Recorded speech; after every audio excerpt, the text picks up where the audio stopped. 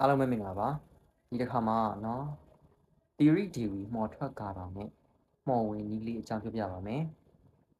သူကဘာကောင်းလဲဆိုရင်သူကအနုပီယအရာမှာအရင်ကောင်းတယ်မိမိပြောတိုင်းဆိုတိုင်းအောင်စီမယ်နောက်ပြီးတော့အများကကိုယ်ကိုမြင်လို့ရှိရင်ချစ်ခင်နှစ်သက်စေတယ်တဲ့အဲ့တော့လူများရဲ့အာယုံစူးစိုက်မှုကိုရစေတယ်လူအများအလည်ကိုဟာ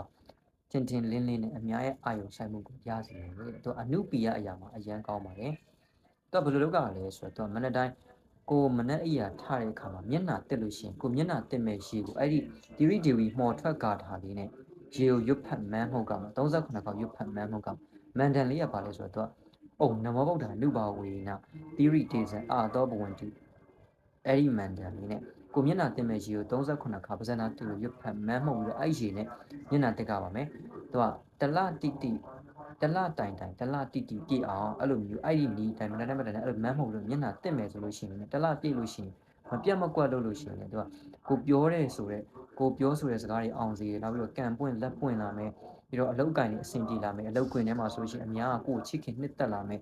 လူအများရဲ့အာရုံစိုက်မှုကိုရစေတယ်အနုပီယနဲ့ပတ်သက်အရန်ကောင်းပါတယ်အဲ့တော့နော်တာမန်လူတွေပါလွယ်လင်းတကူဝင်လို့ရတဲ့အဲ့ဒီ theory theory မှော်ထွက်ကာတာနဲ့ theory theory theory မှော်ဝင်နည်းလေးကိုပြပြလိုက်ရပါတယ်အားလုံးပဲကျေးဇူးတင်ပါတယ်